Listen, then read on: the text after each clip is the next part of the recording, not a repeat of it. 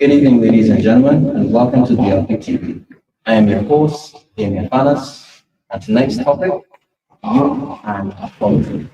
I also like to welcome those individuals. Our guest this evening, we have a special mix of youth and talent. Opening the batting this evening, to my right, Jamal Goodman, financial advisor and regular contributor on the LPTV. Good night, viewers. To his right, and for the first time as a newly ratified candidate for the constituency of St. Michael Northeast, Jamal Sandiford. Hi, happy pleasure to be here, Julie. And this familiar face here to his right, the Rowe, candidate for the city of Bridgetown. Good evening, everyone. Good evening, gentlemen. So, this evening we want to have a conversation and, and I want to actually split it into two 1 hour segments. With the first half looking at voting and youth, and the second half looking at youth participation. Oh, I'm on to the first question. Right, so do the youth really value the importance of the constitutional right to vote? Because we see that there is this low for turnout every year when it comes around to elections.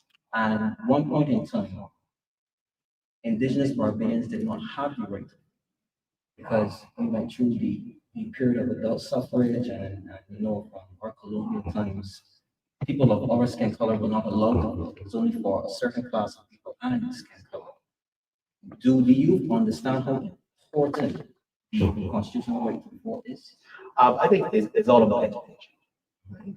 And some of the younger people, I don't think they quite understand, they quite grasp the struggle of the people, what they had to put through, pain and suffering. Right?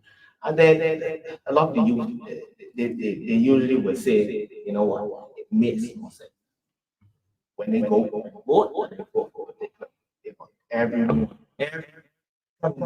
is the same. Every government official. So you said this apathy. Lots of apathy.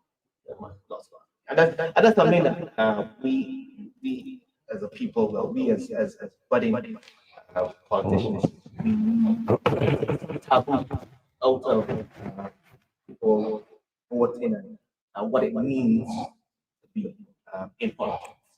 What it means to be in politics. I think a lot of things are touched still, and real education. And a lot of people they actually hide, a lot of the politicians, they hide particular policies, particular ways of doing things from the people. They do. And that's something that we need to continue to educate the younger people. Have some one-on-ones. And the reality is, when you have a forum where there's a lot of people that's open, a lot of the young people, they're going to be afraid to come up and say what they need to say. So it always gets to have that one-on-one, and you'll be surprised how much the youth will open up. And that's something that we need to do. That's very much. Jamal, what do you think? Do you think that you really understand how important the constitutional right to vote is? I would have to say no, and here's my reason, right? Not just being a young person, right? I've seen for years and years, there's always been this disconnect between what we call politicians and what we call the citizens. Here's the reason. You see them once, I can't say once a year, that'd be an overstatement. You see them once every couple of years, and it's usually for one particular reason. Correct. It's the election cycle. They don't care who you are, where you live, what your living conditions are, anything of the sort. They see what going on, my man. Bam, I want to shake your hand. I want to know, yeah, you're voting for me, right? Or I'm answering a different way. Because looking at getting you to vote for them, they ask you, so how work? The answer you, what's going on in your life? You good? He's an artist. He's want to find out exactly what's going on in your life so they can offer something of value to get this vote. But there's a reason for this. There's a huge disconnect. The young can't relate to the average politician. Let me just say that, average politician. So there's a huge disconnect. They don't relate, they don't connect, they don't understand each other. So they find ways to bridge the gap. To bring some people, it's been allegedly known that some people bring monetary gain to the table to try to acquire the vote. So then offer in many different ways in terms of financial assistance and bills, in terms of wrapping some shirts, allegedly. However, that's not to have taken place. That people try to one way or other use financial gain to acquire votes. So that's where the disconnect will continue. I advocate for people actually finding out what's going on in the lives of the citizens, crafting solutions and policies and solutions to get the people benefit so that we can say, hey, listen, you see that young fella there? You see that woman there that come here last week, come here 2 years ago and said, listen, he hear my situation, now he put a policy or then put a legislation to the parliament so that we could get some sort of benefit here. So be a little ease. I can vote for you because I want to see what else he can do. Should he be in office another 4 or 5 years? I think if there were more of that, they would understand the value of their vote, right? But however, we don't currently get that. We get people just coming to you once, twice a year in some cases, trying to find out who you is, what's going on. Somebody's even ask you, but you don't want to, how do you want the house? How much votes you really could get? He actually been around recently in the Gazette's area, and I heard people say that the last time they saw the candidate for the MP for this area, this old lady told me that she asked her directly, how many votes they getting? And she said, no one. And since then, 30 years, haven't seen it. So this just goes to show you like there's a huge disconnect that we're having between the politician and the citizen. And I think we need to fill the gap, or as the opposition leader to say, who stands in that gap?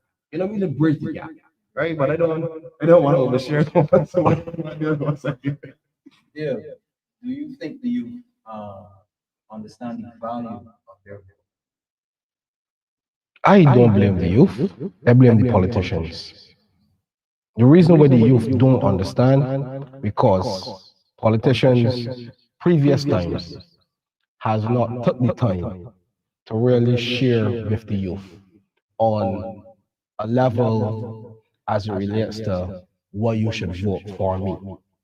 Politicians over the years only come when it's that time and spend money. So the young people see politicians as Santa Claus. You only come when it's election. And when you come, it's how much money you pay. You paying me for the vote. I do not blame the young people. I blame politicians. So I have been around Barbados, and when you approach young people, the first thing I hear young people saying, or people in general, especially young people saying, well, how much when they're looking to pay, how much you gonna pay me? How much you gonna pay me? I want money for my vote. So why should I blame those individuals?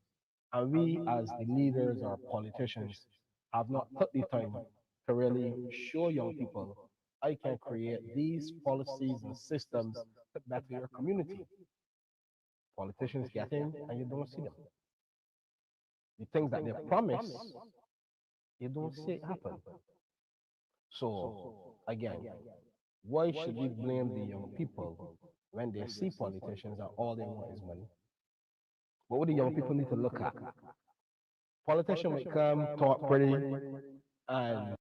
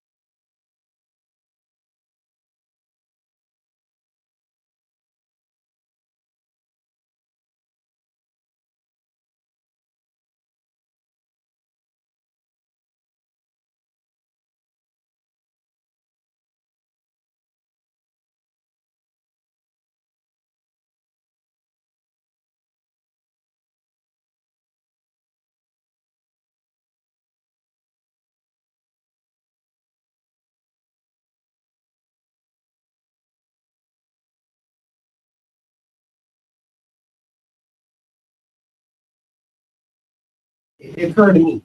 So it's not just high cost of living you have to deal with now. You have to deal with the fact that even trying to deal with the cost of living, there are parameters in place that stop you from gaining money to save yourself.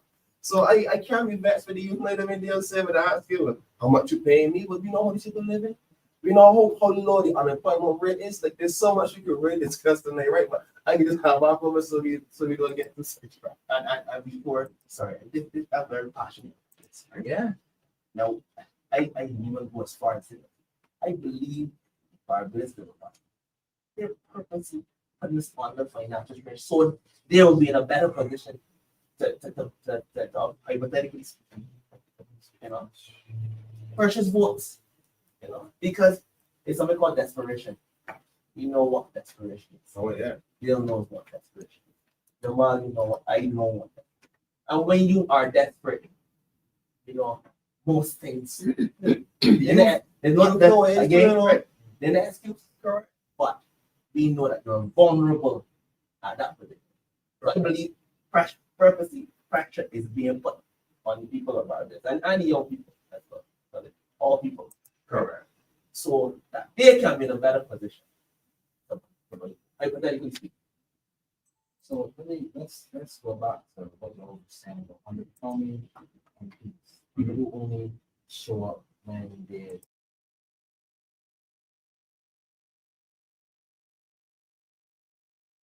by enough that there's unemployment, underemployment, not enough opportunities for them to I guess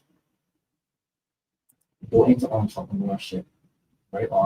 Or any enough programs for them that they can actually improve socioeconomically. So where should I go? Where should I go if at the end of the day you're doing absolutely nothing? Are we seeing an apathetic youth in Barbados today? So everybody can ask. Yes, we are. Of course. And again, it comes back to what we were saying earlier. A lot of young people, a lot of people they're seeing hopelessness. And the reality of it, a lot of them, because of the hopelessness, they have to, day by day, they have to actually live life day by day, nanosecond by nanosecond. You understand? Have short-term goals because the future doesn't look too bright. It looks like a dark hole. So when they have short-term goals now, a little something, obviously, a little something to put in my pocket, I will be satisfied with that. I will be satisfied with that because thinking further down the road is very difficult. So that little prompt, no, I can take it and do what I need to do. So the hopelessness, that's that. Again, no excuse, but hopelessness, that's that. You pause for a minute to sort out something. What's funny is that if you see Pause for a minute to sort We're out going something. to pause for a minute. We'll be back in a few moments.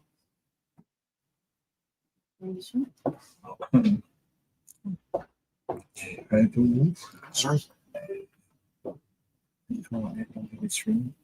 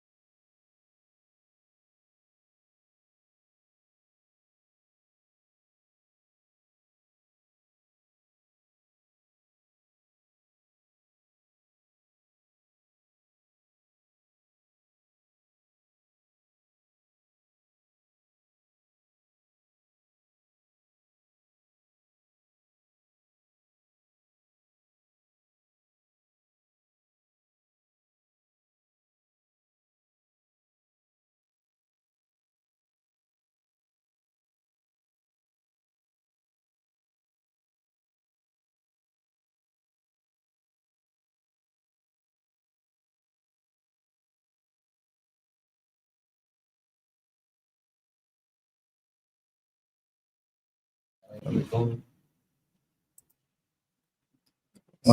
Somebody, huh? go ahead. Go Yes. use that. Sorry for that breaking transmission. We are back now. Wait, gentlemen, we were talking about the activity people have. You, Jamal, you want to continue? Sure. I strongly believe that the youth are not seeing efficient policies and programs put in place to help them achieve their goals or even to live their daily lives. So when we see, I try to stay on the elected part, but when we see a politician now, MP, representative, what we want to call them, come to you and ask you, so you voted for me. This is some of the things that these people have to come across, you know, they have to go over it. This person don't help me, so why should I? You know, and this person, even if I tell them, because they do ask the question and you do share the information, even if I tell them I want to see something that helped me in this area, this area, and this area, and it don't happen, and you do vote.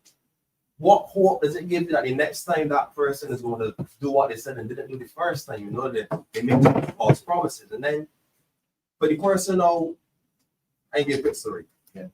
Took time to send this yesterday as well.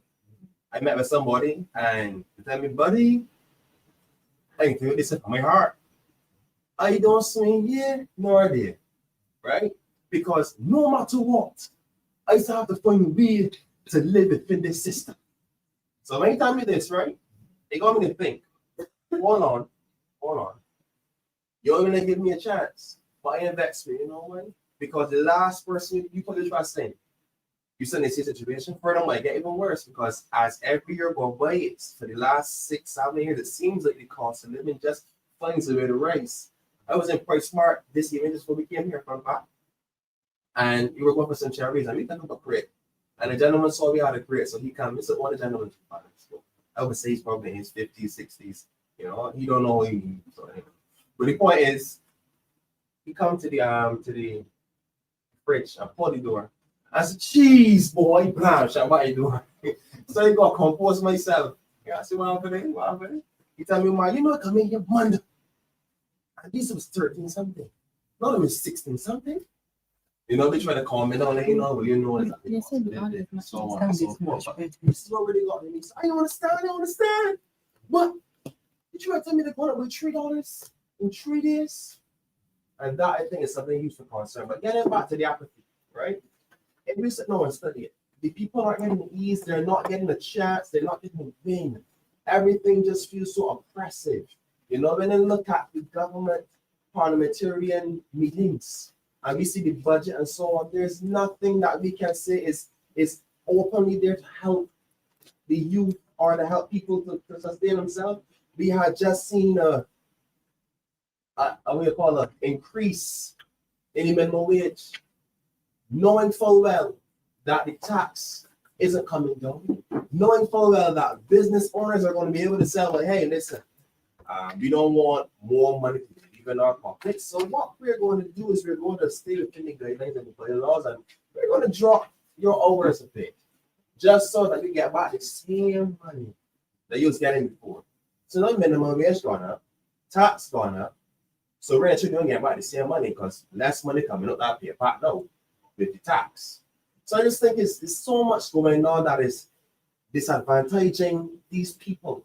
That is going to be very hard for them to say they can go and to see somebody who's willing to change the way that things are going. I think that's what we need to be doing right now. We need to connect with these people, especially you, and change what's going on so that they can be more liable to send that I can play with this fella, I can see what can happen. But we need to give us our reason to do so, you know? And I think that's it. We are not really seeing them open to voting, not open to declare that this is where this time because I feel like everybody's so that just makes me fun. Yeah, too. Are you seeing an apathetic on democratic process? So you connected with politicians. They see it. You know what I mean? They witness it all the time as politicians only showing up once every 5 years, twice every 5 years. When we look around Barbados, we will see murders, we will see young people involved in a lot of violence. We will see young people underemployed and unemployed. There is no hope there. There's no hope there for our young. Our young people don't have opportunities, that can really happen. When we look at my comrade just mentioned the minimum wage. When you look at the minimum wage moved from 50 to 10.50. And what is currently happening, a lot of employees only working 30 hours a week. So a lot of the young people that work in those minimum wage jobs, you have them working 30 hours. 30 hours at $10.50, paying $350 a week. Taxes happen, I'm with that. Now when taxes come into that, you look at it, let me say $250, and then bus fare for 2 years. I know you bus fare for 3 years, 4 years. So how do people survive?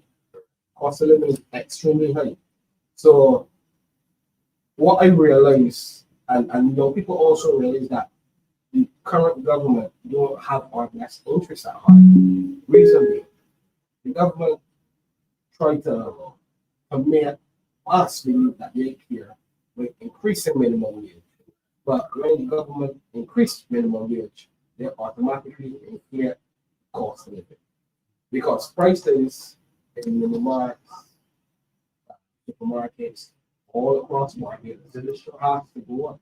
Correct. Reason being because you have to take in consideration your labor costs. So employers will cut the hours, you get me? And then employers will, as opposed to be working 32 hours over 4 days, persons working 32 hours over 5 days, which is 5-6 hour shifts. So then you individuals spending more to get to work. And then it is even worse because we have the public sector. We have the sanitation workers, we have janitors, teachers, maids, we have nurses. And those persons working on a very low salary. In addition to that, those persons don't have any kind of benefit.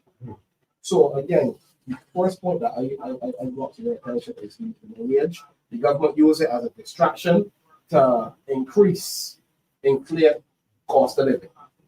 Also, as it relates to the thing, that is a tactic.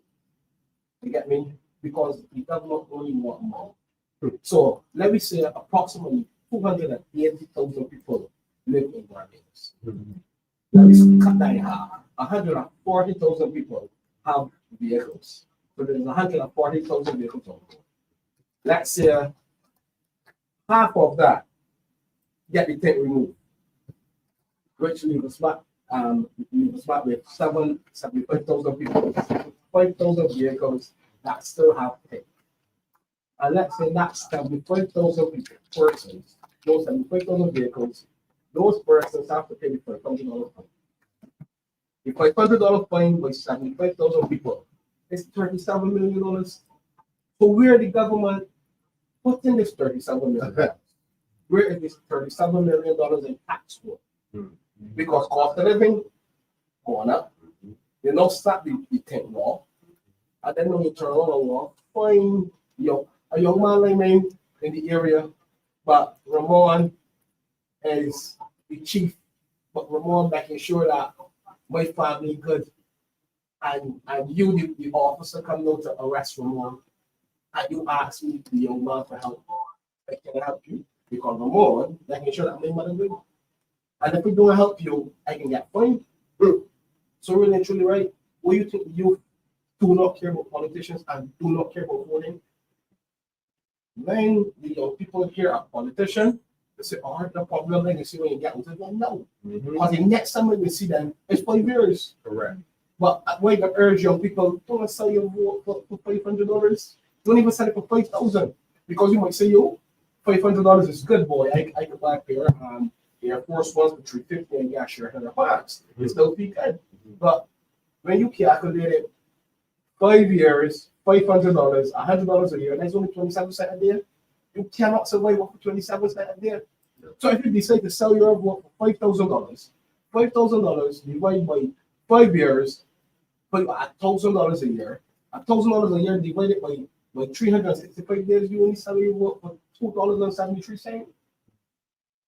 So young people, don't get disconnected or don't start to look at it from a different perspective. The only way I will vote you a politician, what are the actual benefits with that you will put in our community? We don't want talking about. You get me? Stop really talking. But for me, I'm going to bring policies and systems that will help each individual in the city. You get me? Because it's about empowering the young people, because young people is our future. But the government want to brainwash the young people by a party and another party and another party. But do not get distracted by all of that. Like I said to you, sir, help me understand the thing law. You want to pay a $500 fine? 75,000 vehicles. The government will get approximately $37 million. Why don't the government then put that money into proper use? For instance, when they got the public servants. When the public servants retire, don't only focus on the youth, but I got a quick question. Let me sidetrack a little bit. I asked the public servants that retire if they are comfortable with their pension. No, they're not. They got people that collecting pension. I met a lady that collecting a pension for $283. I met a gentleman that collecting a pension for $680. So if you right now, if you want to live comfortable in Barbados, you're looking at minimum $3,000 a month. So how you can survive off of $680 a month? So the government, why the government don't take some of this money that they're collecting from the taxes, put a better retirement plan in place for nurses, the orderlies, the sanitation, put a retirement plan in place, help pay the contribution, because the NIS don't give these people nothing. A lot of people suffering in Barbados today. Everybody believes that the government cares so much, but they're secretly inflate cost of living, and they also will collect $37 million off of this state law. Over to you, sir. That's before you go on, right? Yeah. Gentlemen, let us make it abundantly clear. This is not an exercise in just bashing. What we're doing here is shedding light on issues, on what really affecting young people, right? So I go read a saying here, right? Give a man a fish and you feed him for a day. Correct. Give a man a fish and you feed him for a day. Teach a man to fish and you feed him for a lifetime. This Barbados Never Party-led government is a give a man a fish government, so you can eat for a day. We have situations where young people are on contracts. Now, you know what happens in a contract. You know what happens. It's short term, and you are restricted. You can't go against the hand that will affect you for that day. Because you're on a short contract, anytime that contract can be terminated. You understand? So give the young people longer in terms of longevity, better opportunities, not just little short term contracts.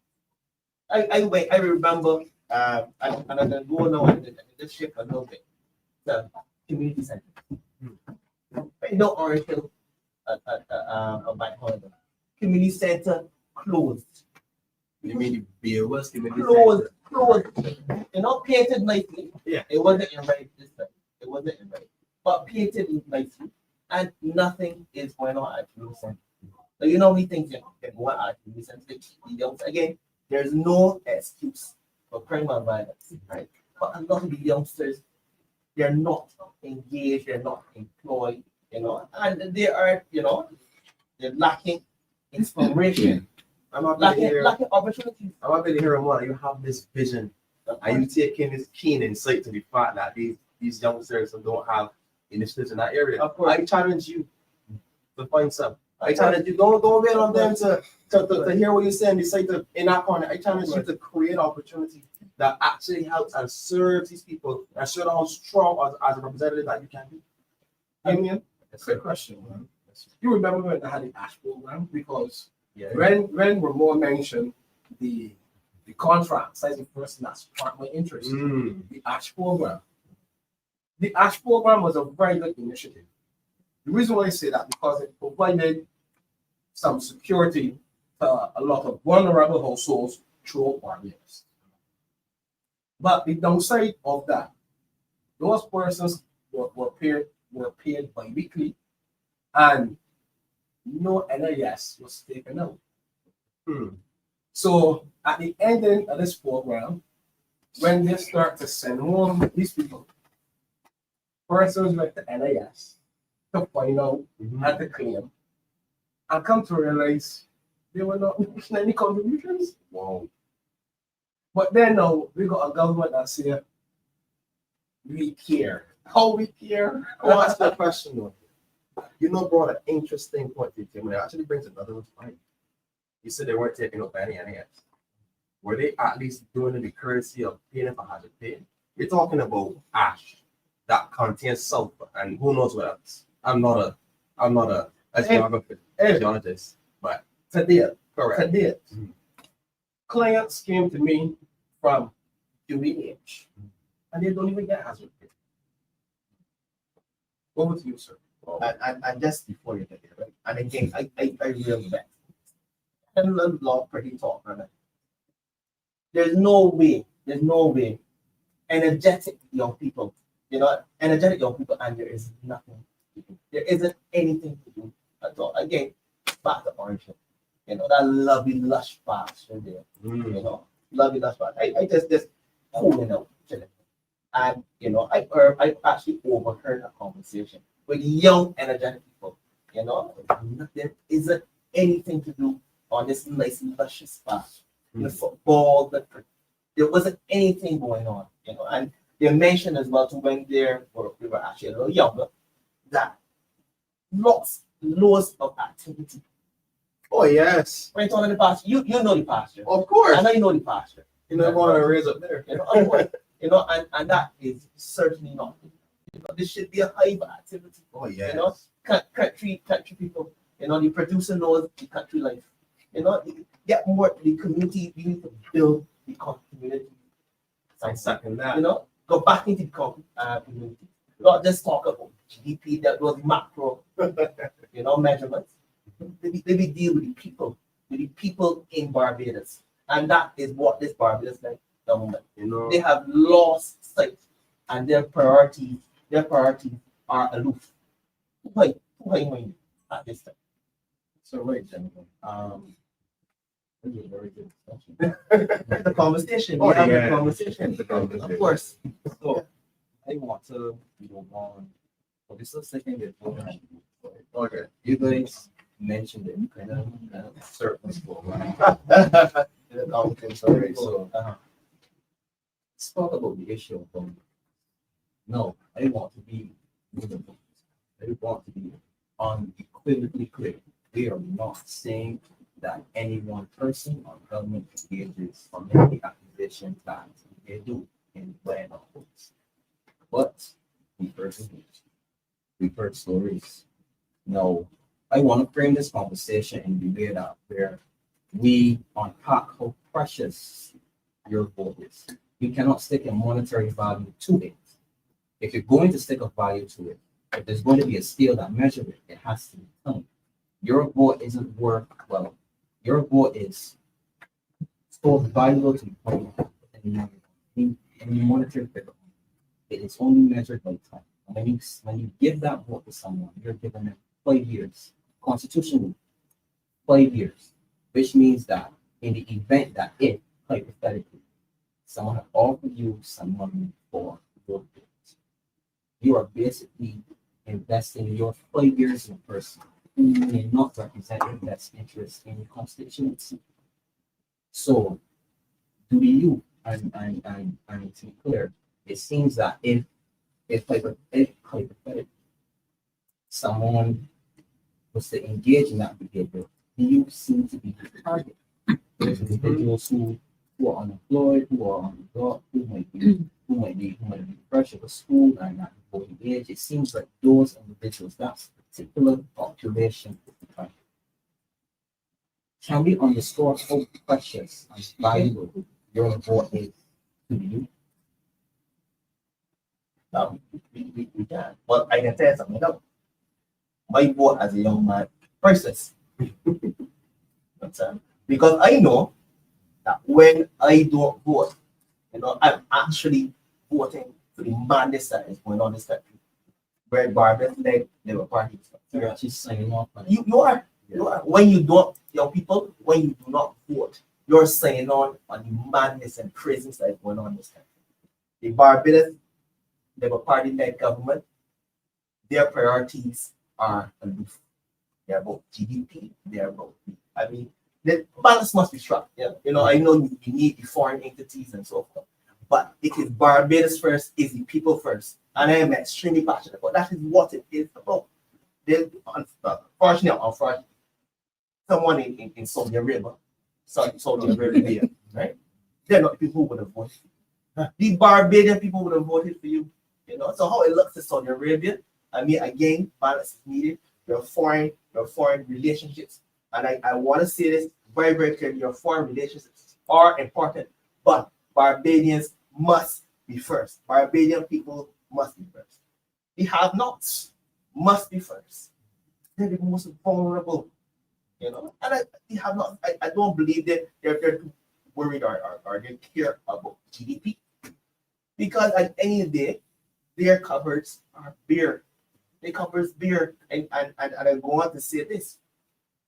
In my lifetime, this is the most I've ever seen young people in Carlton and so on begging, asking for understanding when they should be getting standard nice hot standard cup food. Well, not only that, you would realize that a lot of people they're selling water in this hot climate now. Cold water is a hot commodity. Mm-hmm. You understand? So, and I know that the little thing they're going into entrepreneurship, which is good, but some of these are 12 years old, some of these are very young people, they're child labor, but they are forced to do so. So this is the most in my lifetime that I have ever seen that. That is an indicator. That is telling the Barbadian people that should tell us something. Young people, the employment now is selling some waters. But again, I have no issue with it.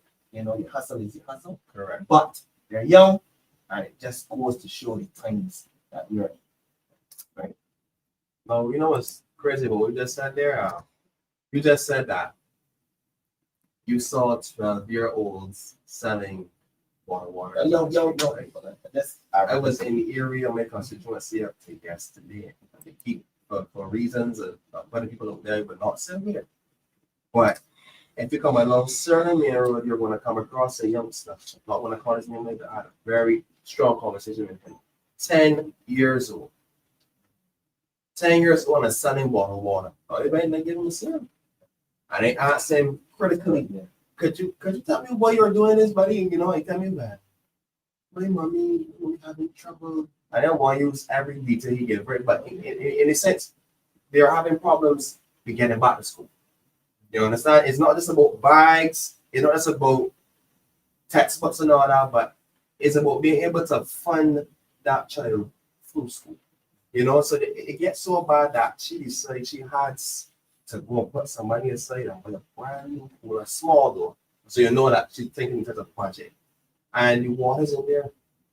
And he on the road selling. At 10, At 10, I know you said 12, but he's at 10. It's on me yesterday at 10.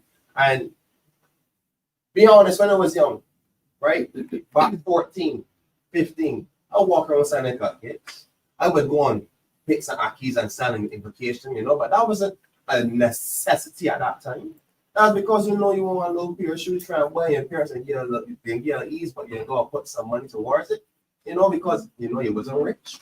But this is out of desperation, as you relate to earlier. It relates to what you said earlier. Like this is out of complete desperation. So this is the stage that we are at. So when you think of terms of value of what, can we honestly expect these younger people to see past this money? Because that's where it is. We are not looking at it from a standpoint of, oh, you vote is important because back in the day, the older folks in terms of slavery, slavery is just 300 years ago, or maybe just about 300 years ago. So we can't be looking at saying, oh, my forefathers were able to, them had the right to, the authority to, the privilege to, whatever you want to choose to call it. We have to say, no, listen, if we get this money here, because we are normally net set coming. You know what I'm saying? So I'm not really necessarily vexed with them. I wanted to realize, however, right, that there is a silver lining. And the Democratic Party is that silver lining. We are representing you. Almost every legislative act that has been passed in Parliament for the past few months is oppressive. It is not to help you, it is only to oppress you. If you look into the cybercrime bill, that is where you speak your values, your how you feel. They want to put fines on that if they see something that they don't like. When you look at, not go too far to this, right? But back to my main point, every act that's going there is to oppress you. If you look into the other bills, like the one with the aiding the police, because we might not know the exact names of the legislation acts, but when you are asked to help the police, and if you don't, you're going to get a fine. I didn't ask the policeman a question if I was in that situation. I can get a cut out of the part that you're getting, even though you are this small. That this doesn't help me that way. If I help you, am I going to put somebody else that I care about who also struggling at risk? This doesn't help me again. Am I at least going to even get a tax reduction somewhere somehow? Am I going to get an increased pension somewhere somehow? There is no solution. There's nothing involved in that helping you. You're only aiding the police who are already understaffed. Please, just think for a second. These are not meant to help you. They're just launched, trying to launch. They repealed a couple of clauses in the last bill, for the wireless communication and deception. And I want you to really sit down and think about who's this for. We, the average citizen, do not have access to tapping anybody's cell phone, phone lines, computer, anything of the sort. We are not trained or have the capacity or the skill set, nor the tools to do such. Who has this equipment? Who is just going to help? Like everywhere you look around, it's always an oppression. So think about it. They've passed the cybercrime bill first. Now they bring wireless communication and deception. Can we see the framework? We are already being surveilled. We have no freedom, because if you want to speak out, fine. You're already in problems. You don't got money. And if you look at the tent too, let's be honest.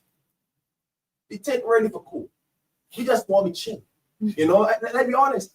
If you look at it, the crime rate is so high. I ain't very few drive-bys, and let me be honest, the drive-bys even got in. The cars even tinted. I'm not hearing look out for a white titty sedan that's tinted. So let's be honest. There's so much I could really say right now, right? But the fact is that they are not helping you. The government is not helping you. There's a bigger thing at play, and when the time comes, I will reveal more of that. But the government is not helping you. So just reconsider. Not voting, also not helping you. Because when you don't vote, and the people that get money in their pocket will be called short-term gratification on the day they say they go and vote, you have to live with whatever decision is called at the end of that night. At the end of the day, your vote is this powerful. You can make a change within this country. Tell your friends, listen to what Jamal Sandiford just said.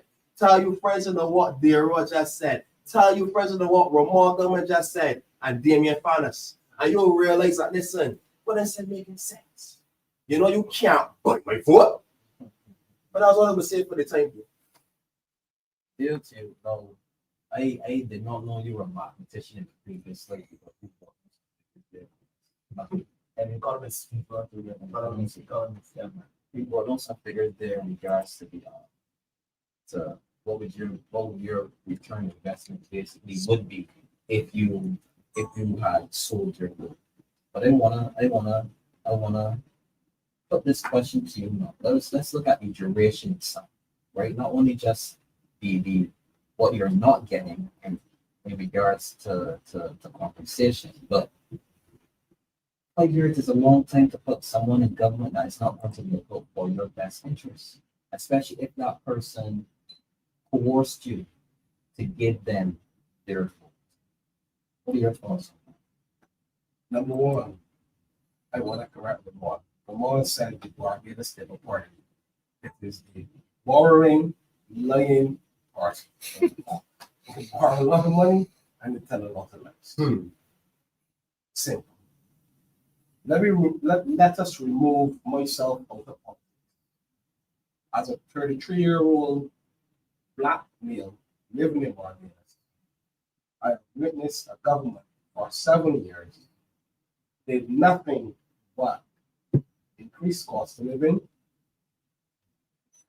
crime has increased, underemployment is a big thing right now, and let me look at Carlton Village. I grew up in Carlton Village, and Carlton Village has nothing to do. As it relates to you as a young person, you have nothing to do. I heard the sitting MP made a lot of promises 7 years ago, and I have not seen no results. So then, when I look at it, I refuse to speak on the city because I don't want to get about it. So that's why I spoke about Carlton Village. Okay. I refuse to speak on the city. But from my observation and the things that I saw, it's disappointing. So we can come once a year, talk pretty, then we say, sponsor you for $500. You feel that the sponsor of $500. Then you're in, and then they're happening. So when you look at the young people, crime rate, the most murders we ever experienced was last year, 50 murders. Then if the government really care about our young people, the government then will put better systems in place to help our young people. So what preventative you have when or before the young persons or young people get to prison? All right. You don't have nothing in place, do have to do to get to prison. When the young people leave prison, how can you get employment? How can you get gainful employment? No one will hire a young person, admission charges, all kinds of charges. After you know that this person just left prison, murder charges. So what are you telling our young people? You have to go about and live in a life of crime. If this government had really cared, don't let the government. This government is about distraction. The government don't want to deal with the root cause of crime. The root cause anything is not because of the crime, because 6 months pass and we can have 30 minutes. How much of them make cards? You get me? That's my point. But I understand the government strategy. The strategy is about money. This government like money, love money. And my question will remain: everybody can get distracted. You don't want me to coffee thing. Don't want me no. Then the question. My question is: what will happen to the $25 million that the government will collect from the thing? The reason why I said 25 million, approximately 280,000 people live in Barbados. Approximately 140,000 people have vehicles and 140,000 vehicles registered. And let's say only 50,000 vehicles refuse to take off the thing because it's one of them. 50,000 people, 50,000 vehicles on the road. Yeah, refuse to take off thing. You have a lot. So 50,000, multiply it then by $500. It will equal to $25 million. Where is that money going? I ain't care what you think now. I want to know what the money goes. How are you investing the money into insurance policies, good plans, good health, and good life? Because you got nurses working that don't have access to good health or good life. You have orderlies working that don't have access to good health or good life. And those persons, when they retire, they are not making any kind of, they're not satisfied with the retirement check. Ask of all of our senior citizens if they are satisfied. The young people will not be satisfied either. So the young people can get involved in crime. The real question is, how can we combat crime? How the guns getting, how the guns getting distributed? Who distributed them? I will part the $25 million go if you tax and crime 50,000 people. And but gentlemen, I don't know if you're getting hot for topics. But I remember you talked about that policy in terms of aiding a police officer. Oh, yes. And the $10,000. Now, the reasoning and when the Attorney General was asked on that policy, right? You know what his reasoning was. No, tell him. Yeah, no, I can tell them. I didn't look and tell them too. That was a policy that was put in place when the Democrat government. Guess what year? 1975, $500. And you gone out in 2000, and young people, they don't want to hear that about 1975. We talk about 2007, and you would have upped that amount down to $10,000. So that is the excuse and the reasoning. Now that sounds great, and any young person, any person in general, would actually hear that and want to say, this is 2020. Correct. 7 years since 2018. You really should stop with that rhetoric at this point. This is 2020. Tell me what you're doing for me now in 2020. Correct. And that's my fundamental issue constantly with this Barbados Labour Party led. They pass the buck on. No one wants to hear what they say further. Give me a proper reasoning why you're going to up the fine to $10,000. Also, you're endangering life of the people. Again, the ordinary family as well. With no training, anything like that, you're endangering the lives of the normal family. Because he ain't going there, he doesn't have the training. You get cat spraddled. It's true. Then you have injuries involved and so forth. I mean, insurance, I'm sure he's not a part of the insurance contract. I can assure you, the third party who would have gone in there to try to assist people. And you ain't getting a thing. Not one right thing. And what's worse is if you look at the psychology of what is taking place, you're only seeing how failed this government is when it comes to making initiatives at solving crime. And that's the real reason. To me, that's the real fail. That's the real reason why these people are not getting crime combated. Because instead of finding a proper and strong solution that benefit the citizens, you say, hey, all hands find that, we need to tackle this. But over to you. No, there's a pass the buck. Real quick. Damien, I got a question to ask. What are your thoughts as it relates to a rehabilitation program for persons that know, receive the all clear? You are free to go. Pass score. Just go. You get me? Mm-hmm.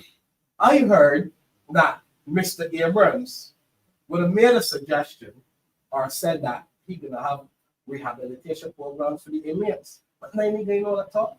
Because you can't have a conversation about crime and then there's punishment and then we go rehabilitation or restorative justice or restitution. But rehabilitation, right? That is the other side of the same coin. So basically, obviously you would expect that once someone is incarcerated, you will put programs in place to rehabilitate them so that when they come out, they will be contributing members to society. And that not only that, that they will cut down the chance of going back into that life that got them incarcerated in the first place. So another question then. So when you get bail, you some persons will get what about with the police? The what signing?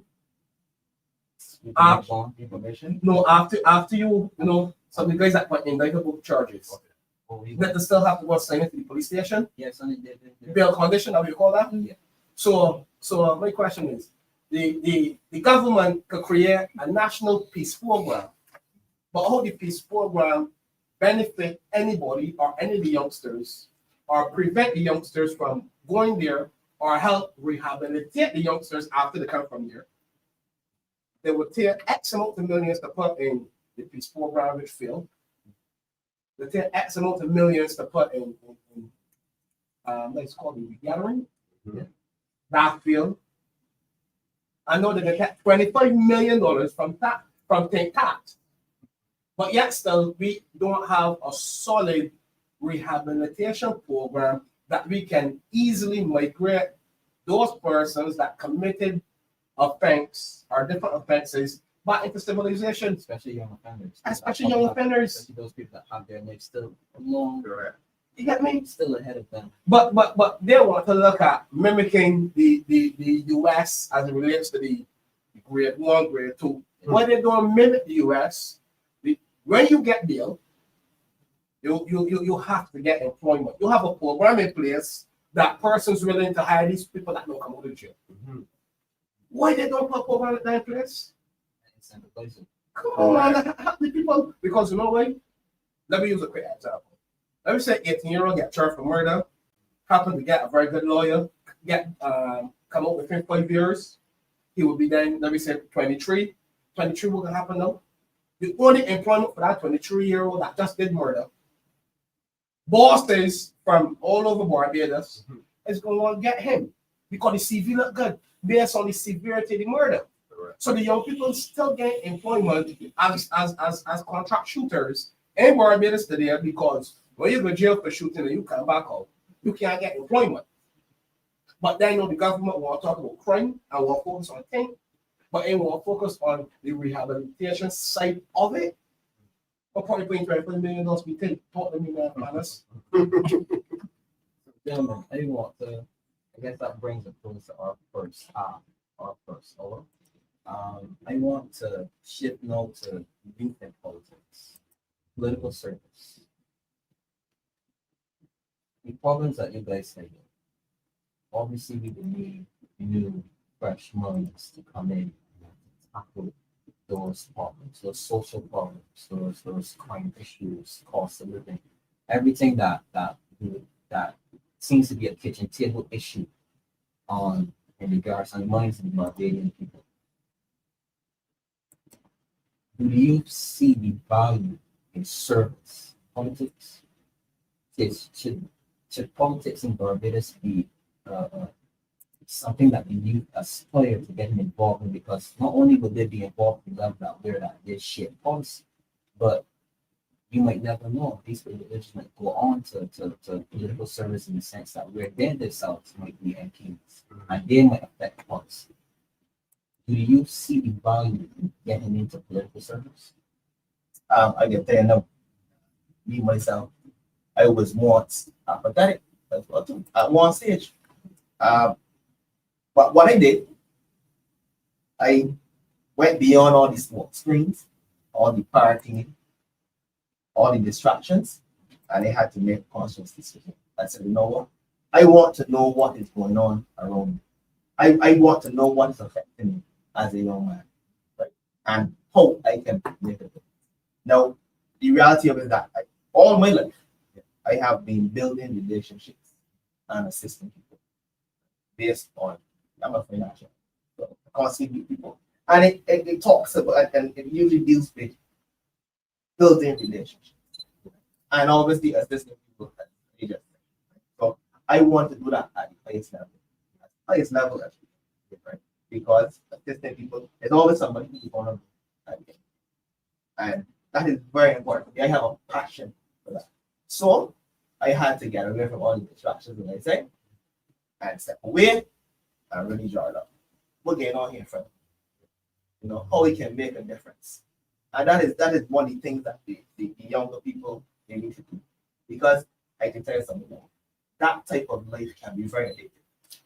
That party life, that those activities that distract you, it can be, you know, it can be very, very, very enticing and very distracting.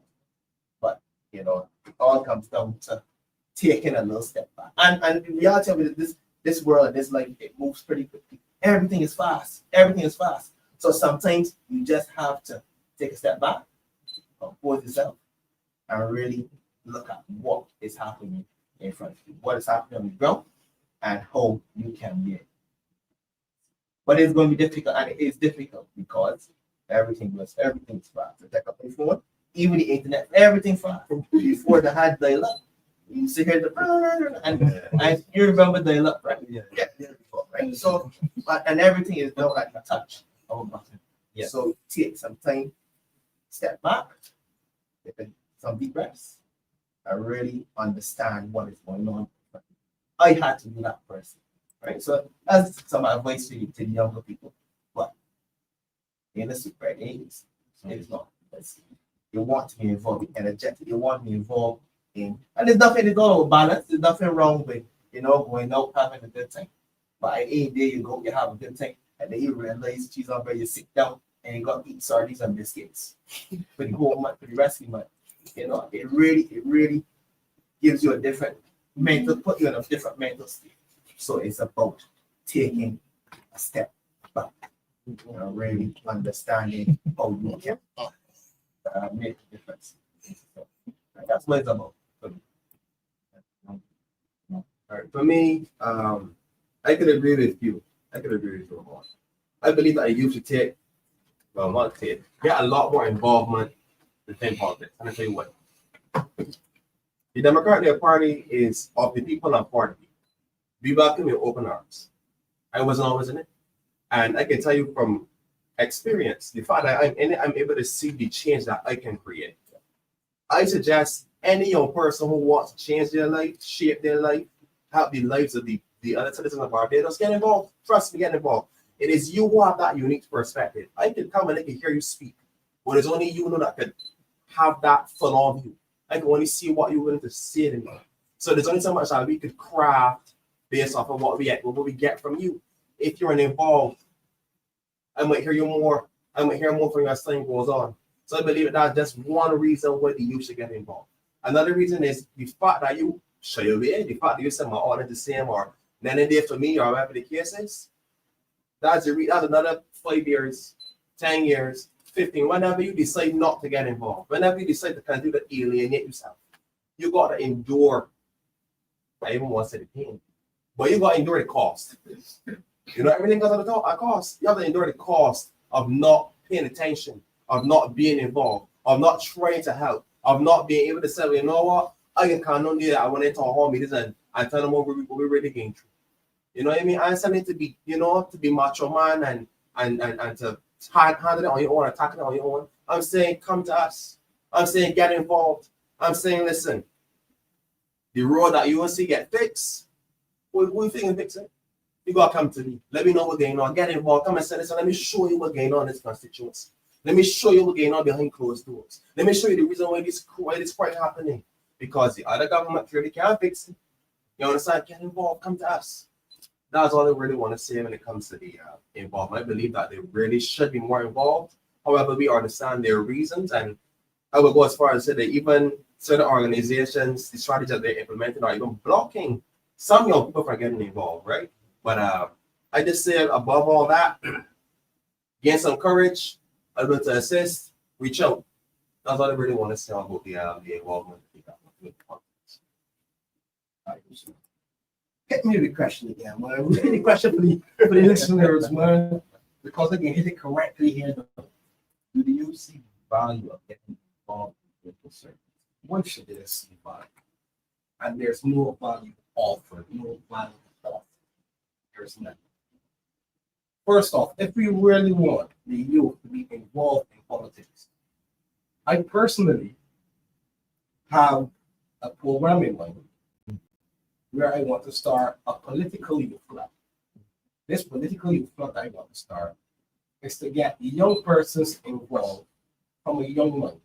So what the school system should do is not to have political youth clubs in the secondary school, in the secondary schools, and then try to push politics, not push politics, offer politics as something that they can do.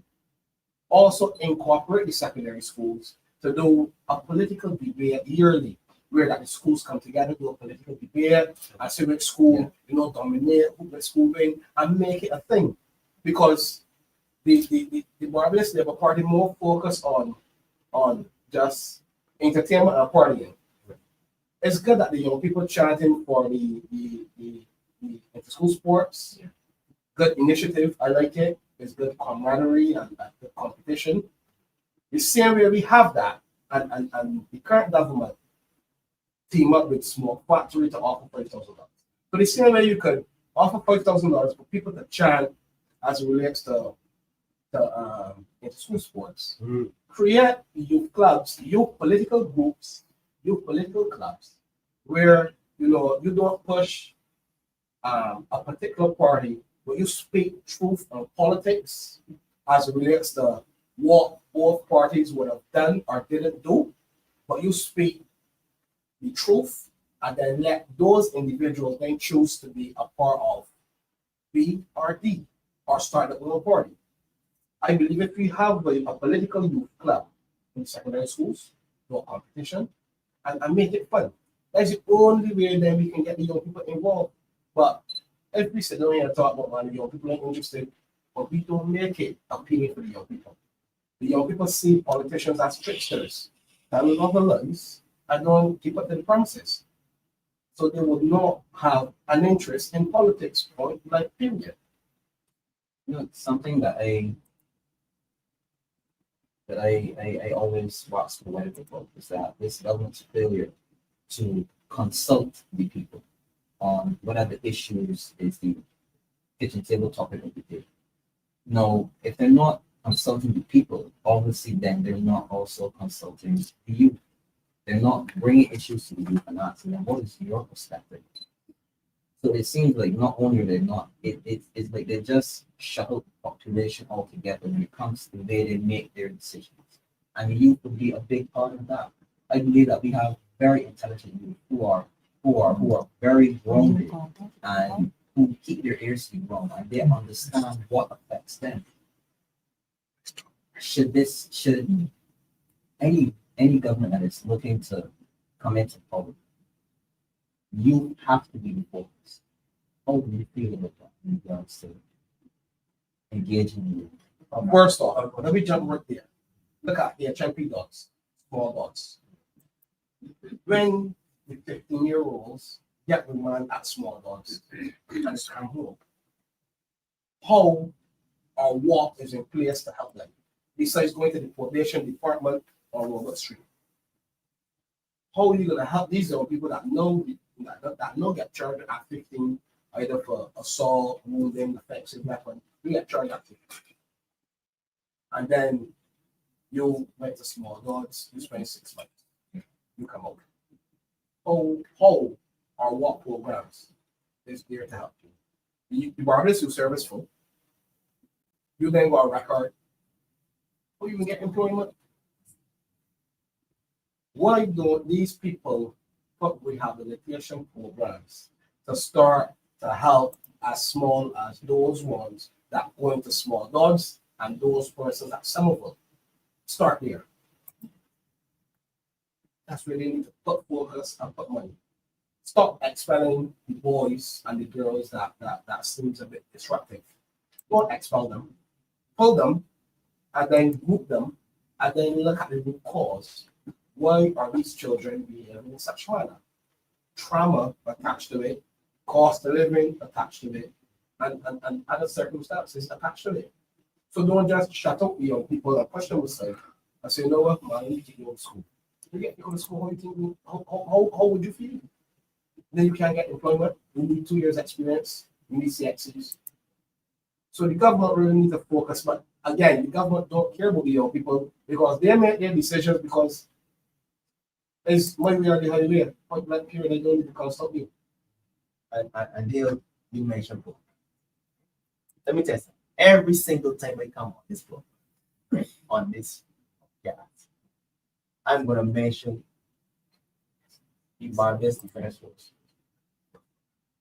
I'm making another call to the government to restart. You know what? Don't bother. When the Democrat Labour Party gets into government, we can restart the program bigger and better. Bigger and better because that program you had young people playing their trade, you know, sports doing the thing they love, and you cite financial issues, and you got regathering in every park, canvassing, spending millions of dollars, and you can't restart a fantastic work. Again, this is a give a man a fish government to feed for you, right? We start the program. You used to get a stipend. You remember the program, and you're a big advocate for the program as well too. I would not be here today. I would not be an attorney. I want people to understand my journey. I came from school with no CXCs. WhatsApp. I tried working. I tried going to school at the same time. Wasn't working. Program was an option. Took it. I went in there. Even though I didn't have any CXCs, they took me. They told me, you don't have to wait. You will get your CXCs and whatever courses you have. Got my first CXC. It's English, right? It's English. And I think I got that one almost in time. 3 years. Then got some others. They gave me a scholarship from the system. Then I went on to uni. Got first class honors in psychology. Then back to uni again. Then became. If the program did not give me a chance to get more education, I would not be returned. And it broke my heart when the program was canceled. But I tell people, don't worry, things have a way of coming back home. Things have a way of coming back home. Even if we do it ourselves, the program has to come back because that program saved my life.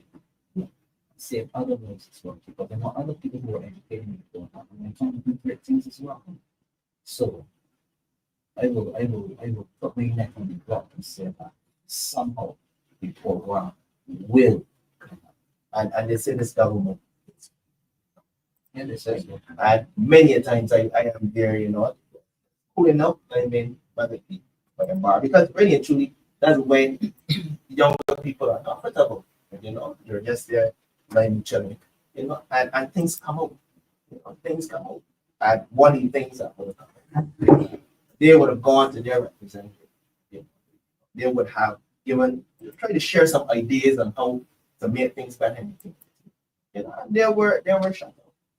They were, I would say, not listened to. You know, the representative was dismissive. Because I believe that a lot of times we look at young people and think that they are not politically aware.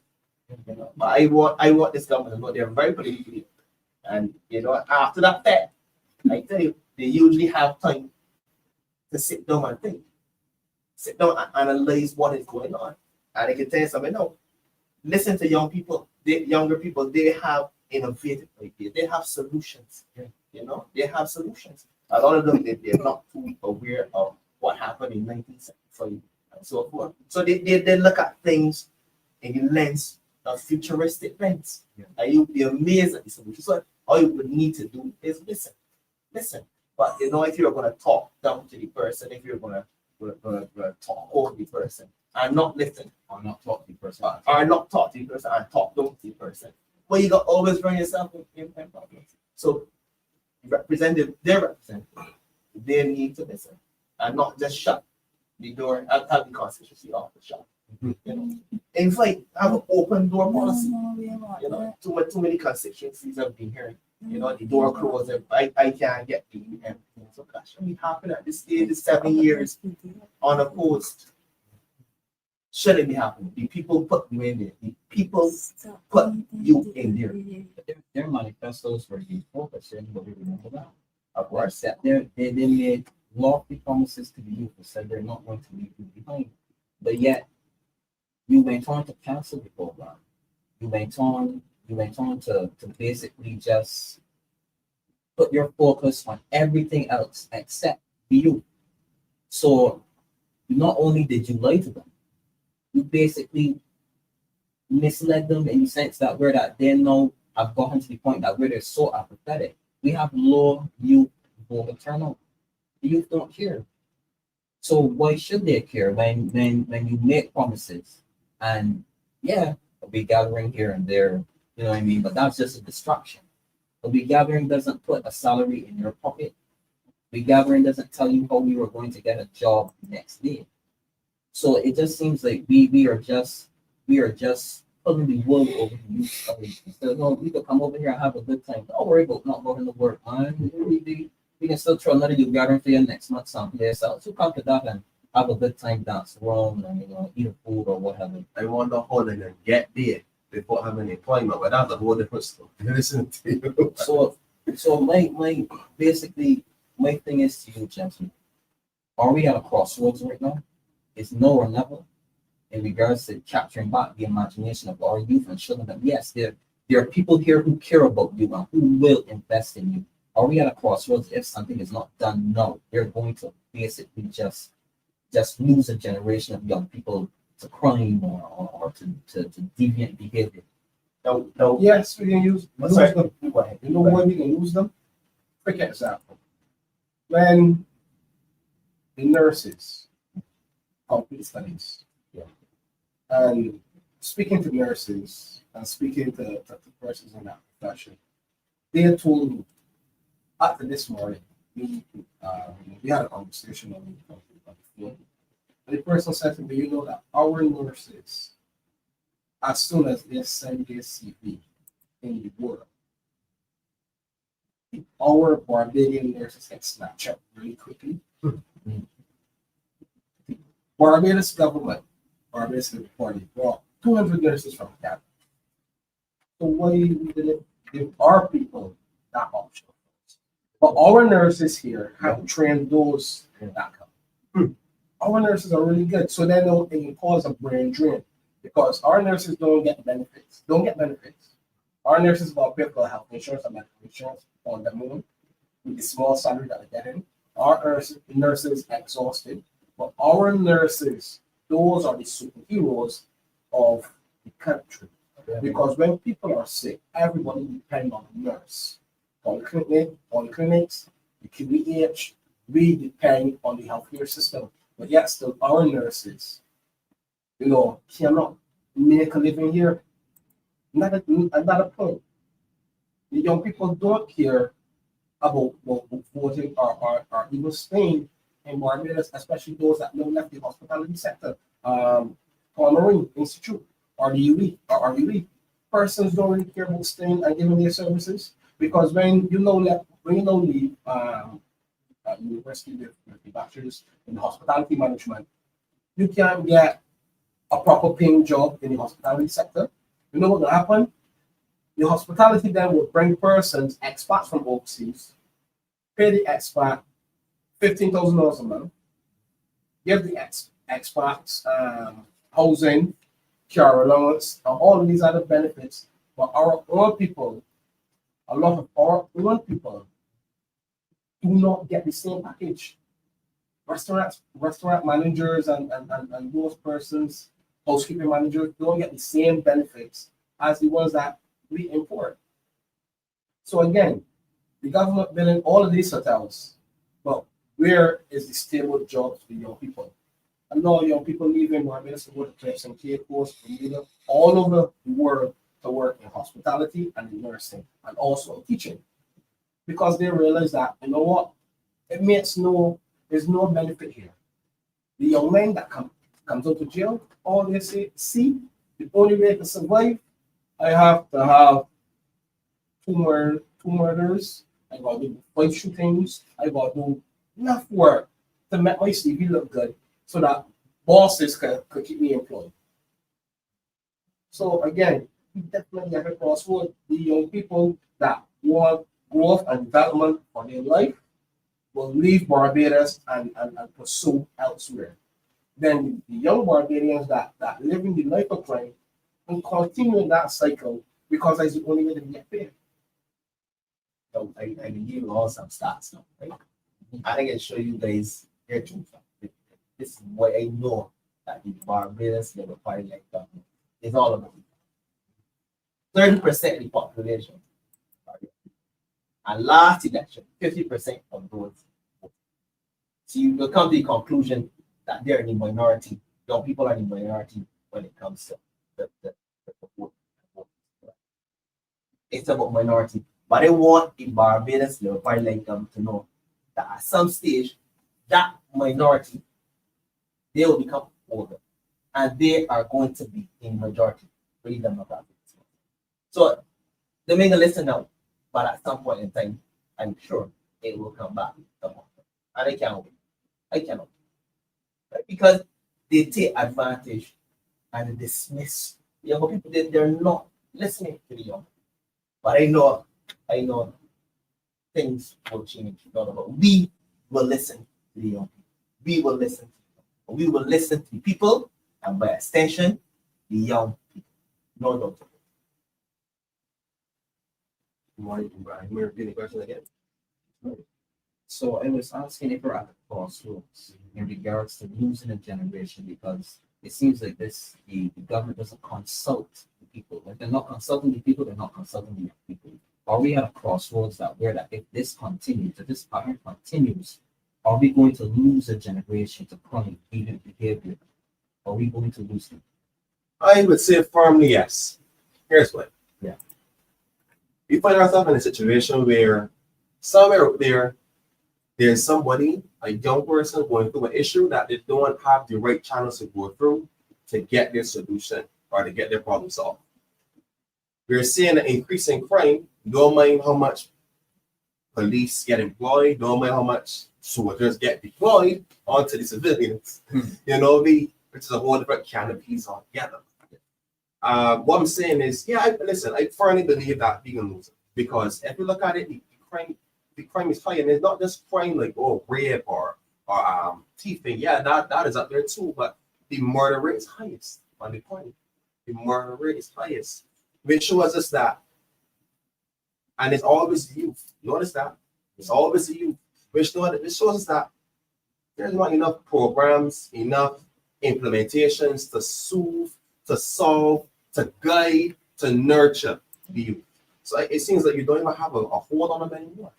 If you have to view it from a different perspective, it's like we say we can lose them, but really and truly it's more like them already out of their hands, But I just firmly believe that people actually could lose them if you don't find the right ways to implement the to gain the youth attention and overall the implementation, the involvement of the youth. And that's what we say. I want to read a comment here from Jamal Watson. Good night to the youth of DLP panel. What would you say to the youth who say that we like the DLP vets and free food? Oh, shall I go first? Go on. All right. Go on. Here's what I said to the youth, right? Who like the facts and the free food. Is it going to fund your employment? Are these facts and people want to fund your employment? Do they pay medical bills? God forbid something happens to you at one of these big gatherings or one of these facts. So you chop on a bone. No, better yet, there's an incident and police enlist you to help them, and then you get injured. Well, I don't want to go down that path. I don't want to put the police on so much pressure already. Under pressure, man. They seem to be so not competent that they have to deploy the soldiers to give them some sort of back. They've been the soldiers trained to do a whole different area than they get trained here with civilian and domestic affairs. But I want to get back to the people that talking about facts and free food is enough, right? Because that's what you're saying. When you value these facts and these free food, that's what you're saying to the Barbados Party government. We don't need to employ you. Just give you an event once every month, once every 2 weeks, and you can be good. We don't need to employ you and just feed. You don't need sorry. You don't need to make sure that you got a salary. Just gonna feed you here and there if they make it, even if they make it free. Because they're more sure some of these men to go up pay to get in. And more importantly, if you don't pay to get in, I don't think food always free. Everything has a cost, somewhere, somehow. So that's just what I would say on that note. I think people need to internalize and realize that this government is not self-sustaining. Every single thing they're doing, they're outsourcing. I mean, the prime minister always said all big works must go through work from her. And more importantly, it always seems that the commoner, the low income earner just cast by the wayside or taking advantage of. And you're always outsourcing funds from outside or putting in bills or legislative acts that oppress the low income earner, because they're pretty sure everything that you do don't affect anyhow. Back to the main point. I believe strongly, whoever valuing this free food and valuing these facts, you need to look beyond this free food and look beyond these facts. When my young earlier mentioned that, when you're done, you're going to start and go home. You know, I know some people that when they've done these facts, they go and walk home. And one of us fair. You know, so and then this is helping you. So it's like a facade, a little smoke screen, something to take the edge off that is going to block you from realizing that who giving you the fact is who causing the situation. So that's all I can say. Anybody that love the facts, I'm not against you. I'm just saying, just try to look past it just a little bit. And you get to realize the real root of the situation that's going on in the economy and the country by extension. Yeah, man. Single time. I love a line. I love a line with fun. I love food. But after that, I know there's a sobering moment. There's a future. I know that after the funding follow, it's real deal and the real business you have to do. You got to deal with bills. Bills being the high cost of food. Yeah. I thought it avocado, but it's small, let's say over $7, $8. You know, you have to deal with those things. So there's always that sobering moment. Yeah. So love the lineman, love the free food as well too.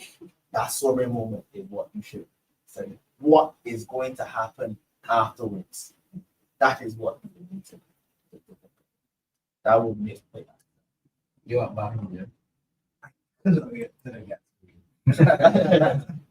So when we look at free food, do not let a party, a fair, and the free food distract you. When I see events, I look at the cost and attached to the events. Yeah. So as a food and beverage manager, if we cost, example, 1 liter whiskey, duty free, with a duty free letter from the hotels, we're looking at approximately like $21 a bottle. 1 liter whiskey. 1 liter whiskey have 33 shots, out shots. You get me? So watch it now.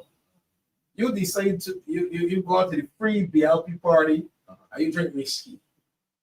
You drink about 6 glasses of whiskey and ginger ale, and you have a plate of food. So this is what I want Ramon to do for me. Because when I calculate numbers, I don't know if the audience is believing. But I want somebody to second it. I got you covered. So $21 for the bottle of whiskey. Yeah, you hold a sec. We get him. Go ahead. $21 for the bottle of whiskey. $21. Divided by 33 shots. $1. Where you put 33 shots 33 equals. I see here 0.63. So you're paying. So technically, it's 6 cents per shot. So when the hotels when restaurants cost food, that's what we cost food.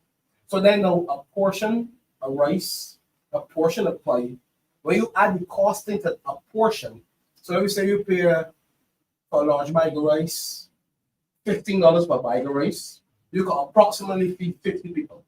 Because I had an event at Canada a couple weeks ago, a $15 bag of rice catered to 50 people.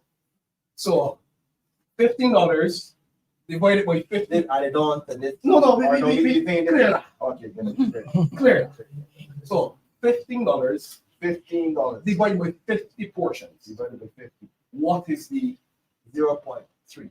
So technically that is 3 cents. 30 cents. 30 cents, sorry. That's 30 cents for a portion of rice. 6 cents for a shot of whiskey. 63 63 cents for a shot of whiskey. And let me calculate a whole chicken, and they will not get a chicken at $20. They will get a chicken, let me say about $14. $14 and the chicken have 4 pieces. So 14 divided by 4. Divided by 4. 3.5. 3.5. So 3.5 plus the 63 cents plus the calculate on the So 44. So this is hold on, let me go back here. It's 350 plus 60 Divided by is 410 3.5. 3.5. 63 50 63 cents. plus 450. yes, I said 450. 0.63. So technically you're paying $4.50 for rice, chicken, the government or the caterers. Right. The costing of that portion of food for one person with a glass of whiskey, you're looking at approximately $5. Yeah. As you deem it costing. So when you drink all of these, you drink 10 shots at 63 cents. That is only $6.30 that the government's spending for you. So don't let all of this free food distract you. Because you know why? How it will help you, how it will help our community, how it's going to bring employment. So when we hear freeness, we think the government care because they're giving free food. The government spending real money for food. The government is spending money for food because they can get these things at duty free. They can get these things at reduced costs. And then when you put a food and beverage personnel over it, they know how to cut it and stretch it and cost the food. That food and beverage per person is only about $7. So if you look at a hotel pay slip, you will see your daily meal is equivalent to about $7 or $8. And you're entitled to a plate of food because after you work for 4 hours, you're entitled to continental bread for 30 minutes in the hotel sector. So then that includes food. And that food costing is about $7 per plate of food, allow you to drink. Getting in trouble with some No, but you got to talk the reality. So if we as young people, we're going to stop selling our votes for a $5 plate of food and a couple shots of whiskey. Because calculated it. We're going to stop selling our votes for $500. A politician can say you, who is $500? $500 divided by 5 years is $100 a year. Divide $100 a year by 365 days is only 27 cents. So we really want entertain free food and a $500 bill. And your daily cost, every breakdown daily cost to pay to get ready and to get there. You can spend real more money to get there because you pay a taxi to get back home. So let me make it make sense. Simple, quick math. I think where we need to be here when interacting with people, especially young people, to advise that in the future. And I didn't mention before, everything is so fast. Everything is happening so. And sometimes, there's no time to really sit up and think of the situation. And some are so, it's such a horrible or bad situation, they don't see a future. There's still no light at the end of it, especially on this Barbados development. Because again, it's all about that short-term contract. With that short-term contract, listen, you got to stay on me, you have to be loyal to me. You have to be loyal to me because the short contract, any point in time, that contract can be terminated. There's no security at the time. There's no security. There's no security. You must constantly under the bosom of that representative. You can't. And sorry, I guess a bit, but that is another reason. That's one of the reasons. Yeah. Another reason as well. And a lot of young people stay here. They're young in their careers, and I'm sure they're threatened. Their job security is threatened by somebody like A government that could only give you entertainment and food. That is the cheapest thing you could give your people. You can't give your people Not a lot. solid policies, solid solutions, and solid things to combat crime. But all you could do is put on the best fat and a bunch of free food. When you look at the entertainment budget, it might be cheap. The entertainment budget might only sound big. Look, let me exclude the outside artists. But for a government to give you entertainment and food, we as people we really have to think. That is the direction we want to go. Because break down the food, break down that to a daily cost, attribute that to a daily cost. And then you will see it don't make sense. Abandon going to the regathering. So we have a government that is investing in its people. Parties and facts. Parties and that Distraction. really basically just to keep you happy and Correct. state of euphoria rather than putting policies in place that are going to help you move up the socioeconomic ladder. Basically. Of course. And policies to keep you under their bosom, under their authority. You know what? I've not seen any longevity policies at all, right? It's to give you short contracts so you continue to be under their, well, you continue to be loyal. So they don't want to get there. So we don't hold on this food and beverage investment that doesn't cost the government anything. Basically though, but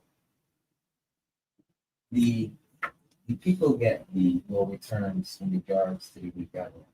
But who really makes the money in regards to the who really makes the money in regards to the regathering? Who makes it? Honestly, I would like to know who made the money. But I know the end result, the government getting some kind of gain from it. Because the government, from my observation, the government is using it as a smart way to canvas and market themselves as the party, the winning side.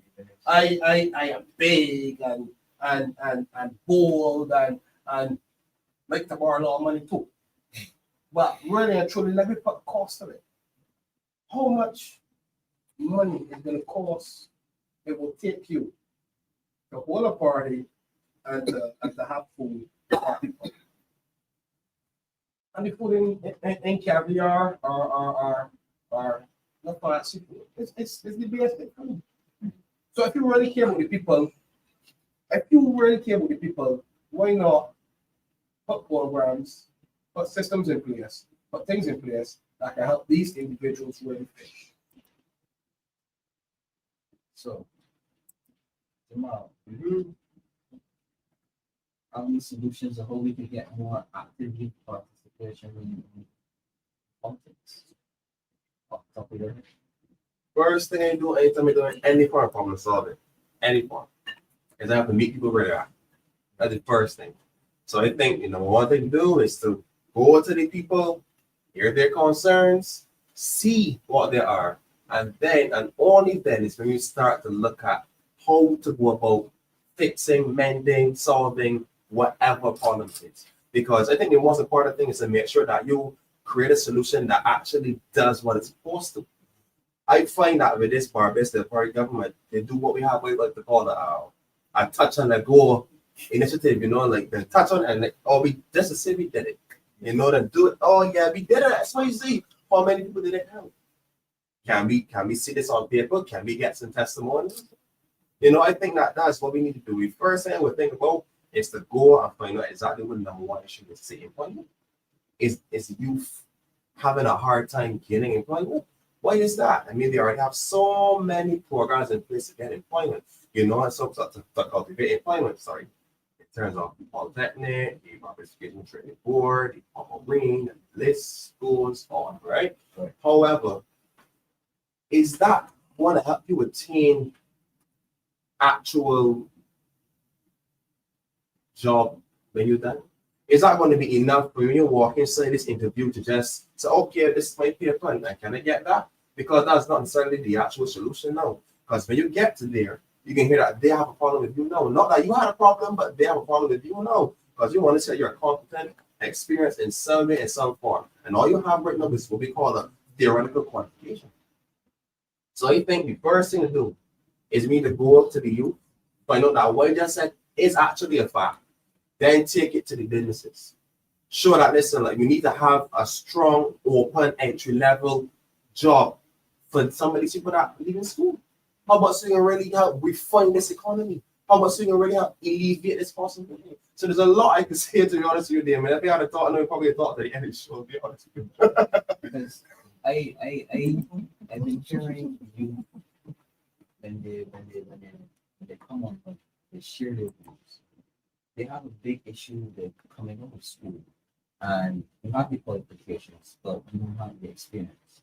Jobs asking for the experience, but they ask, how are we going to get the experience if you don't give us the experience?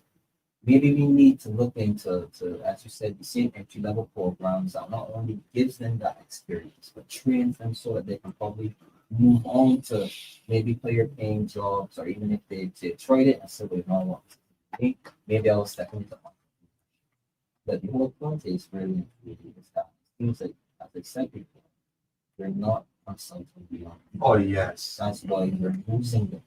They share their views on Facebook, social media, and they complain.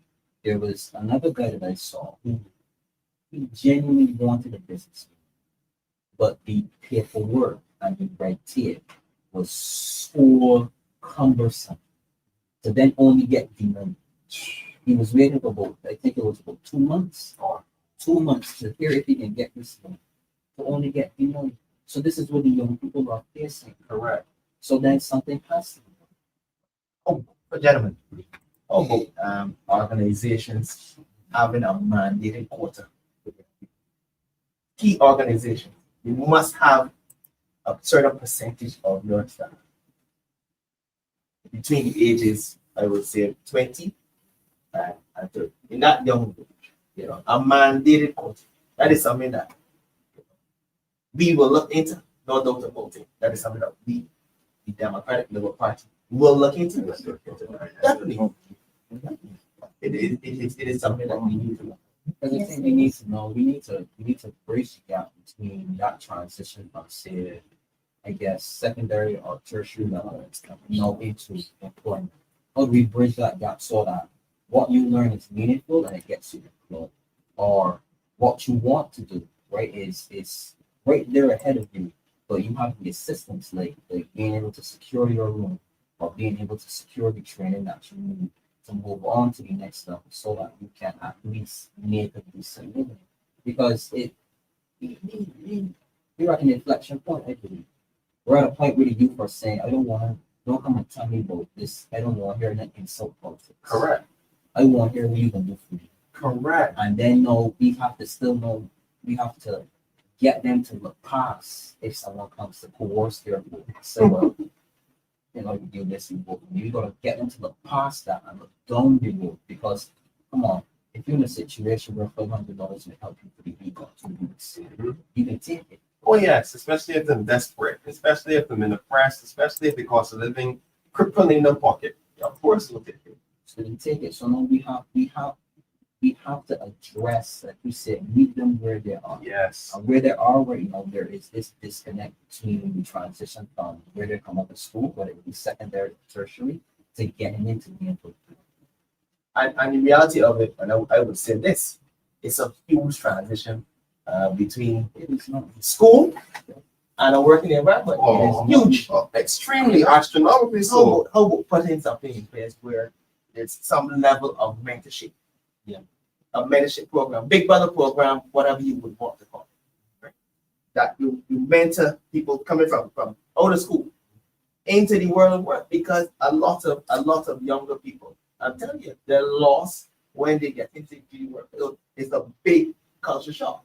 Yeah. So they need people with the experience as well too to guide them through that process between school and work. And I actually want to touch on that topic. You bring a very strong topic to the table, right? Yeah. You know, like, if you think about it, there's a real disconnect between school and work, because school is 100% theory in more subjects. You understand? You learn a bit just to have a bit of an understanding in terms of practicality. Yeah. But if you look at it, the information you get from school, I'll tell you a little secret. When I left Portland Park in 2016, I met little people work. I met to almost everyone telling you could think about when you left schools, right? Just handing out CVs, 7 CVs, and the 7 CXCs, right? And only few of them had the honesty enough to tell you, well, listen, we want experience, and CXC don't state experience. CXC states that you went to school and you were attentive and you learned the information to get these qualifications. But one, you can't pay for these. Just be honest. And two, right? This doesn't mean that you can come into our workforce and work. It doesn't mean you have the training or the skills or even the understanding of the workforce. So watch what happens when you go to Barbados Education Training Board, right? You go, you get a qualification that allows you to work, right? And then you're going to see many qualifications right? I said it before, right? You get qualification, you go back in Line Grove, and you go to every, because they went to learn culinary arts, right? So they got the qualification in highest level. And you went to every single restaurant in the area. And one of them had the honesty to come and tell me again, listen, buddy, right now we can't pay you. You know, he's a valedictorian, you got World State representative titles and all kind of things. We can't pay you, you know, and drop my CV in garbage. You know, so what I think we need to do is not just take a look at the mentorship program, but I think that we should put initiative in place where we meet some of these business heads and let them understand that they also have a part to play in terms of this cost of living and this economy itself. Because really and truly, we can't put all the pressure upon the children, we can't put all the pressure upon the youth and say that we need to do better. But what happens in my case, we do better. You hear that we can't work. So I think that what you're saying there is a nice initiative. And I think we should implement the business owners as well to come in and also share with the perspective. But we also want to meet them where they're at too. And then we create a middle ground that benefits every person involved. That's just what you say. My thing is to another thing that we don't look at as well. I think all the people think that the younger people haven't been through it, or right, are they too young to have challenges in society.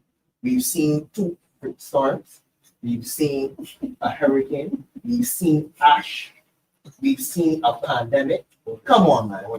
Come on. You know, in terms of mental health, we need some level of leadership. And we've also seen the Barbados-led party-led government for 7 years. For 7 years. So we've seen all of that. Facts. And it wasn't always fact for 7 years. We had to stay home. Of course. We had to know a job. Of course. We had to know where food coming from. So we had to know every try to escape. Of course. I don't think we should discredit.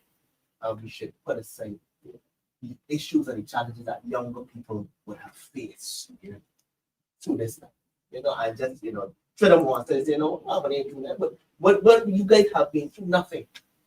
You've been through nothing. You know, you guys don't matter at all.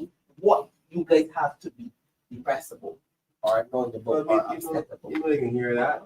I just think that I don't get vexed with the older folks for saying those things because, to be quite honest, if you look at some of the things that they had to go through, remember, times got better as things went on, but you got to remember that a lot of these people coming from slavery, their mindset, a lot of our grandparents were in slavery. So what happens is now are these stages of getting out of slavery. So what happens now is remember that is what they're comparing us to. You know, yeah, we see the freak storms, but they're saying that we coming from smelling hell back then. So they're like, boy, listen, you're wearing shoes. You know, I mentioned that, boy, listen, you're wearing shoes. So you know, I am not vexed with them. However, we still have to acknowledge that what we're going through, we shouldn't have to. You know, if the people that are powers that be use their brains and realize that there are solutions and not just touch and go, you know, initiatives. Like, for example, the Wireless Communication Intersection Bill. If there wasn't sort of touch and go, there wouldn't have to be appeal to some of those clauses, right? But that's beside the point. You know, yes, the people do have issues with what's going on. No matter how small, young people actually depressed. They know, I can't call her crying anymore, but she's recently been deceased, who killed herself in where we call Pelican Village now. You know, she had a stall and she had her soaps, she was selling soaps and so on, and she had them in a lot of different areas. And everybody thought, including me, because I was helping her promote a market, I thought she was good. But we don't know how far someone is from putting our rope on. So it says all the time. Correct. You know, and all the time. And I don't understand the back again. You know, we have smelled health in these 7 years. Correct. Somebody told me that the problems that a 25-year-old used to face back in the day are 18 and 19-year-old are facing those problems today. Of course. Exploitation. Yes, because you know you had the luxury of probably lying on your son. But now that society's changed a lot, now you're actually getting out there a lot younger, getting out into the world of work, getting into the world a lot younger. So those problems that you would thought that the average person faced 10, 15, 20 years ago as a 25-year-old. Oh yeah. These youth are facing now at 18 and 19. I mean, think about it. When the cost of living gets so high, you got people quarreling about the prices of cherries.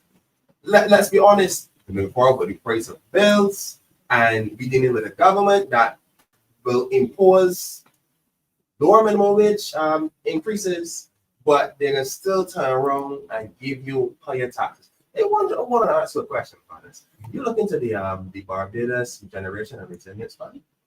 If you looked into it.